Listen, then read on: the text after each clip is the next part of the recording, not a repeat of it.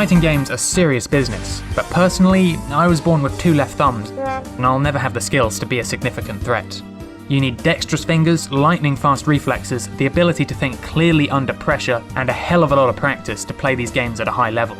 So I have mad respect for the people who go to tournaments and show off their mastery of these skills. But as an amateur player, I find I have a much better time with Smash. For a fighting game, it's very accessible. I was playing Melee when I was just 10 years old. And Smash's busy tournament scene goes to show that this accessibility doesn't have to come at the cost of high-end depth.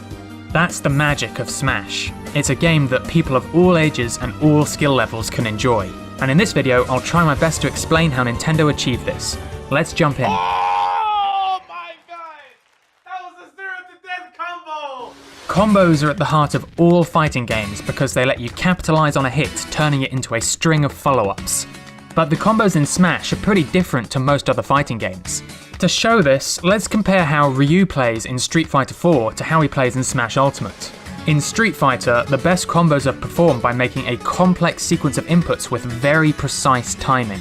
But in Smash, each character has roughly the same inputs, and the combos are all about your positioning instead.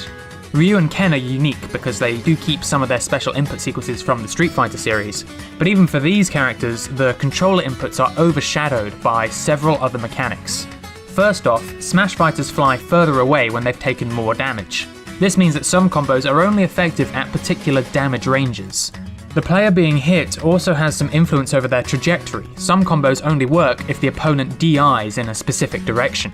And the game also has a lot of stage variety. Even on a simple stage like Battlefield, the platforms can have a big influence on which combos are possible.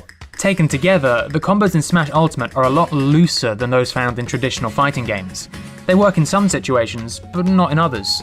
You can spend time drilling them in practice mode, but this will only get you so far because the combos are often quite situational. You know, performing a combo in Smash is kind of like playing volleyball. Being in the right place to smack the ball in the right direction is much more important than the technical details of the particular technique that you're using.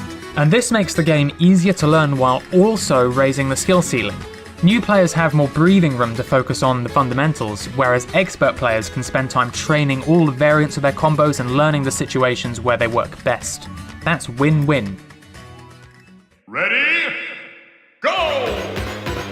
In most fighting games, you lose when you run out of HP, but in Smash, you lose when you get knocked out of the stage boundaries. This means that some positions are inherently stronger than others. From center stage, you can fly further without dying, whereas on the stage edges, you're much more vulnerable. Also, low ground generally beats high ground because you can suddenly jump upwards and use one of your powerful aerial attacks. You can even hit people through platforms, which is harder to do in reverse. Compare this to traditional fighting games where you fight on a flat floor, and provided you stay away from the corners, no position is all that much stronger than any other.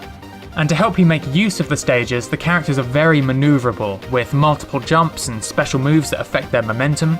All in all, the focus on positioning gives the game some natural sub-goals beyond simply hitting your opponent. And this is taken to the next level during edge guarding. Continue!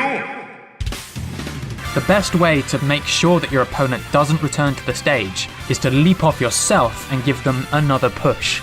It's simple on paper, but edge guarding is a double-edged sword. You can take out your opponent quickly, but you're also much more vulnerable yourself. If you go too deep, you might not be able to recover, and then you might be the one losing a stock instead. This risk-reward payoff means that skilled players spend a lot of time fighting off-stage where the dangers are greatest. This adds a lot of excitement to the game since everything could pivot on a single well-placed hit. Final results! Smash contains most of the concepts from other fighting games, but what sets it apart is that the game is also a platformer. The characters are free to move all over the place, and the wiggle room introduced by these platforming mechanics makes the game much easier for new players to learn, while also bringing extra layers of nuance to high-level play. And ultimately, I think Melee commentator Prog has put this point much better than I ever could. Take it away, Prog. Smash is jazz. Everything else is classical music. You can have the sheet music in front of you, and it's all about your execution, because you know what sounds are going to come out. Jazz, you have to play some improv in there. You know those scales. You know what notes you want to hit. Can you hit them on time? And if not, what can you do with it? As always, there's a whole lot more I could say about Smash Ultimate, but this video will have to leave things here. Why do you think Smash is such an enduring franchise? And if you think some other fighting games are actually better than Smash, let me know about it in the comment section. If you like this video, why not check out some of my other ones? And if you want to see more game design videos in the future, don't forget to sub. That's all for now, thanks for watching.